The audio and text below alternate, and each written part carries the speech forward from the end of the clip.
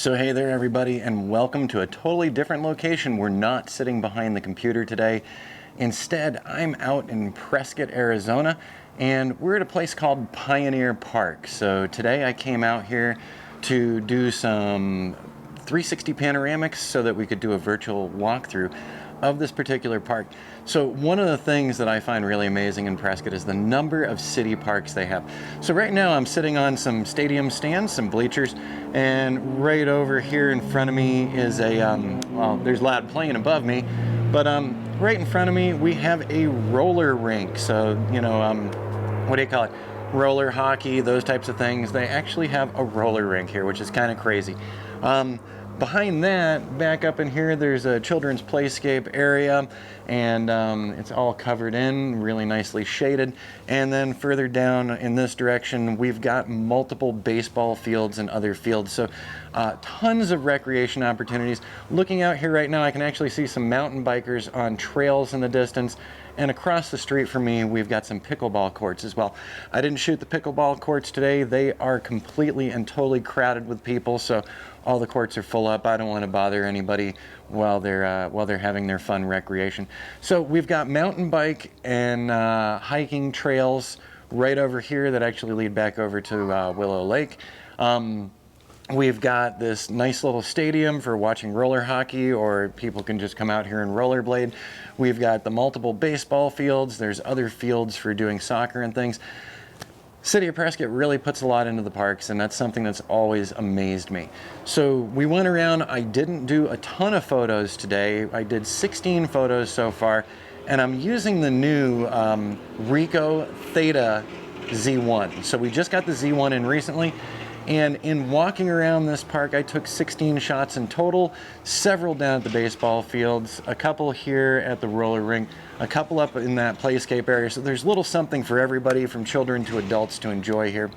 And in that 16 photos, I was running on the native HDR setup on the Z1.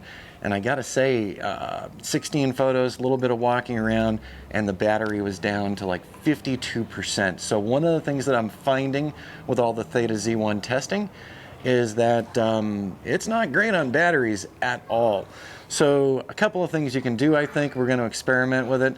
Number one, turn the Wi-Fi off. I know that that wireless radio does eat some battery power. It's, you know, doing all this bandwidth. It is a radio signal, so it's got a transmitter and receiver, and it seems to eat that battery up pretty quick.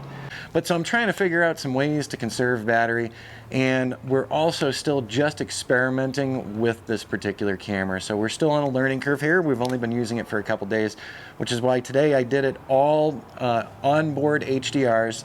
So the camera does all of the thinking for you. Creates those HDRs and outputs them as a JPEG. And I think we're going to be using some higher end setups for the Z1 as things go along. I've already been experimenting with that as well, but it's one step at a time. So I wanted to take you through some of this. So this is one of our first official Z1 tours that will be going up over on exploreprescott.org as well. So you're seeing it here. You can also see it over there. And that's about it for the morning. So I've been out here for a little while. We've got the 16 photos, did a little video here just to introduce you to the location, and also to tell you that we're going to be doing a little more of a series going forward, working with the Theta Z1 for the first time. So I know there's other videos up there on how to edit for it, how to shoot with it. I'm brand new to it, so I'm going to bring you along with me, and we're going to talk about a lot of different things. Like, one of the things I found amazing is that you can download plugins for the Z1 and third-party plugins. So we're going to talk about the pros and cons of that, and a couple of things that I've already found out in an upcoming video. So in the meantime, enjoy taking a look around Pioneer Park, seeing the different parts of it. And we'll do a little background music or maybe some voiceover for you, who knows. But I'm going to wrap things up. I'm going to head back to the home office, offload all these things, and start with the day's work. And it is 8:33 a.m. here, Pacific Standard Time right now, so got an early jump on the day. By the way, I said all those pickleball folks are over there playing. Down at the baseball fields, there is a senior softball group, and they were filling in as I was walking out of there, so I had good timing on just getting the fields mostly empty. But there's a lot of people down there, so there's going to be a lot of softball going on today. So if you're wondering about other reasons to pay Prescott a visit, here's just one more of the amazing city parks they have, as well as the Forest Service and the lakes. And right behind the camera here, I'm looking out at Granite Mountain right now. It is a nice view, except for the power lines. So hey everyone, we're back from Pioneer Park, back in the office and studio here. And I have offloaded all of the images from the Theta Z1. So this isn't a full review or anything today. We'll be talking more about the Theta Z1 on next week's live stream, and then we'll be going through some of its features over time. But I wanted to get some initial impressions. So we've been playing with the Theta Z1 360 camera since Sunday, and today is Thursday. So we've got Sunday, Monday, Tuesday, Wednesday. Here we are on Thursday. All right, so a couple of days. We have discovered a few things, like I mentioned in the video at the park, that the battery life on this thing is atrocious, but that doesn't mean it's bad. So for this particular visit, I shot 16 images. I walked around a little bit of Pioneer Park. It's a very large place. And I set the Theta Z1 on its HDR setting. So there's a built-in HDR setting where it makes the HDR for you. And so we're just testing that out. There's a lot of other features. So over time, over the next couple of weeks, we'll take a look at its regular JPEG output. We're looking at the HDR output here today. And then we're going to talk about doing RAW files with it as well, where things start getting a little more complex. My initial gut a couple days ago wasn't so positive, and I said to myself, well, hey, Amazon's got that return policy. But I've been doing some reading, which is what you got to do, right? Watching some videos from other folks and getting some ideas of how this really works. So in Lightroom, so I offloaded all these to Lightroom. There I am with my crazy little green bag, just taking a shot. If you can't tell, there's some baseball diamonds here. So Pioneer Park is a very interesting and large park, and hopefully you'll get a kick out of taking a look. So I took these images right out of the camera. I didn't edit any of the color. I didn't do anything. I said, I'm just going to go shoot these HDRs. I'm going to take what the Theta Z1 gives me. The one edit that I did with each of the images has nothing to do with color. I added our little bar down here at the bottom to hide that little bottom area where you can see the stand and sometimes the shadow from the stand.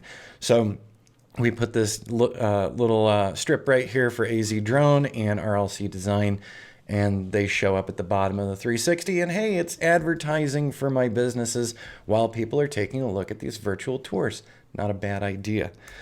So I went through and I added that bar to each and every one of these, and then I exported them to a file that has all of them. So we got 16 images. So what we're going to do next, because it's hard to tell, does this look great to me? Until you put it into that 360 viewer, you have questions. I mean, this is looking all right. Like I said, we just went with the default settings with the HDR, didn't change the colors or anything. And oh, and by the way, we've got all the smoke from the California fires right now. So the sky is terrible.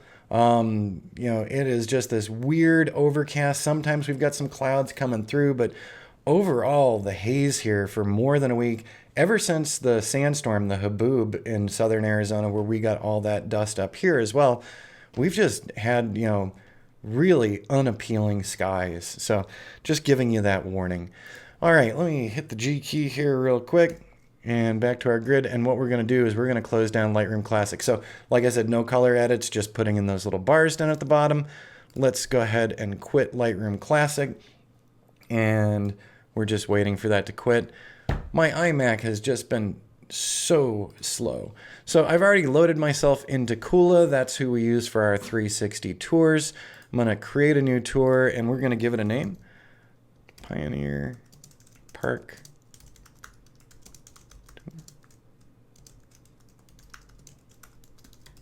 And I'll come back and do a tour description later. I'm going to set this to private for the moment right now. And then we can select our images. So I output the images. Let me double click one of these for you. So from Lightroom, I exported the images, no color corrections, just that little bottom banner bar there. And what we're going to do now is we're going to drag all of these over really quick. So you can see really fast once we get going with this, what was the output quality from the Theta Z1, not retouching anything, not changing the colors, just going with their default HDR mode. Is it good? Is it bad? I can tell you right now, my initial gut says it's a little cartoonish. We've been playing with some of the edits, but when we get these JPEGs right out of the camera, they're a little cartoonish. They do give you a better dynamic range, absolutely. Get some of the information from the shadow areas and blown out areas. So that's good. And for doing a simple virtual tour where you're just showing off an area, you're not doing this for a client, so you're not getting paid for this particular series, this is a fast way to make a cool little virtual tour. So I've been satisfied with the outdoor scenes. Like I said, it feels slightly cartoonish to me, but that might just be me. So, as we take a look at this, so we're posting this now and it's going to bring us into the show. So I haven't done anything. I haven't added any markers, hotspots, or anything, but Kula also lets you go through that little sliders down here so that you can move from image to image. But so I'm taking a look at this image. This is not terrible. I don't know what it is. When I say cartoonish, I feel like there's almost this light pastel effect going on. Overall, though, I mean, the quality of this, and I've experimented with this the standard mode where you're just outputting a JPEG. The quality is pretty good. I'm noticing that on the sides and edges, I'm not getting a lot of pixelation, where other cameras like the Insta360, these edges would be super, super pixelated, like you got tons of noise in the image. And I'm not really feeling that here. So let's go ahead and zoom in a little bit, because then you'll get a little more of the pixelation. But this is looking pretty good to me. And hey, there's my backpack. All right, let's move on to the next. Oh, before we do that, just to show you, there's our little bottom bar turns into a nice little circle here, and rlcdesign.net and azdrone.net. So when people pop by Explore Prescott, they know who developed these, and they can give a call if they want their own. Let's take a look at the next one. So I was just walking around. So there's 4 baseball diamonds here. I got there right ahead of the senior softball group. So as I was walking out, there was just tons of people pouring in. And there I am again with the backpack, trying to look casual and nonchalant. I don't know if I'm achieving it or not. Let's move on to the next one. I have no complaints about the resolution here. I've got some pretty good feelings about it, as a matter of fact. So this is definitely a huge step up from the Insta360 One X. I'm not going to say it's a huge step up from the digital SLR, because it's not yet. But as I start playing with the DNGs in this, we might find that we can achieve some similar results to using the Canon 7D and that Nodal Ninja. So we'll find out over the next couple of weeks as we play with this. But just looking around, this is a good tour. So if someone is just, what's Prescott about? What kind of activities are there? This is pretty good for showing it off. So I took a walk out onto one of the diamonds that was not being used. And once again, being nonchalant, hiding in the dugout there. Probably wouldn't have noticed me if I hadn't pointed that out. So just taking a look, looking pretty good. And there's some of the parking back there. So definitely some green grass here compared to the greater Prescott area. We need those monsoons. We're just not getting enough. They do have other fields out here too, so soccer games do happen out here as well.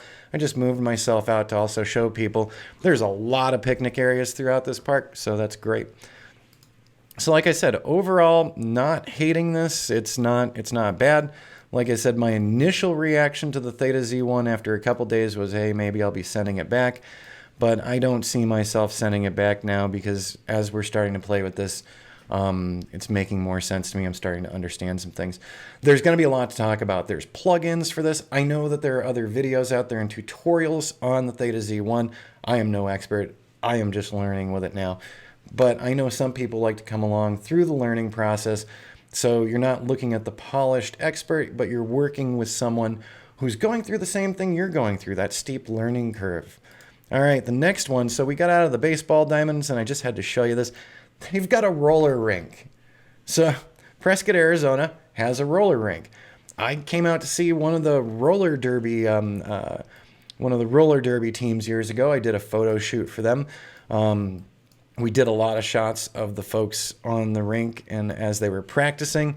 They've even got a little grandstand over here, and actually inside the grandstand area, they've got a concession area as well. Also, they've got a new, new to me, but not that new. They've got a new children's park play area right up here, referred to as Kayla's Hands.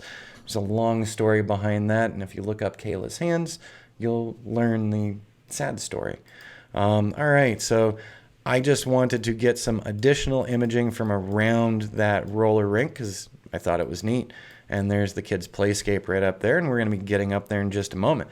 Jody had reminded me to make sure that I got some images because that area, I guess the covering there, that the shade area, is newer to that park. So great place for folks to bring their family, there's plenty to do for all ages. So once again, this is all that auto HDR, and talk about a cool playscape. I wish we had one like that when I was a little kid. All right, let's move along to the next one. So I'm just getting you to see these images for you to get a gut feel. Is this cartoonish? Is this pretty good? We've got the blown out highlights out there, but that's also got a lot to do with the fact that we've got this super hazy, weird sky going on right now. All right, next one in here. It is trying to bring in some of those blues. Like I said, I didn't edit this, so we could probably get a little more out of this. And actually, I'm noticing kind of an issue in here.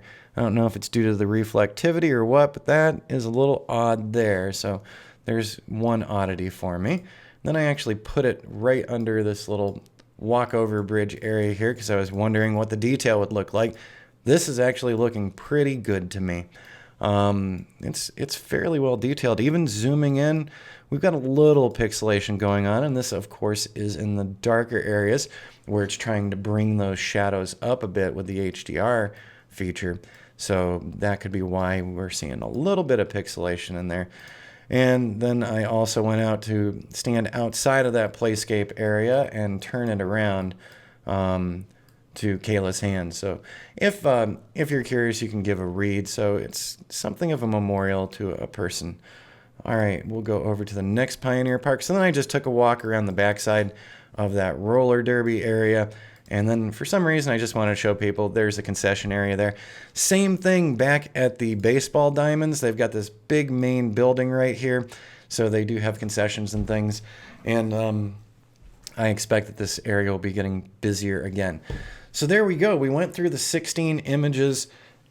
And like I said, no color editing or anything on my part.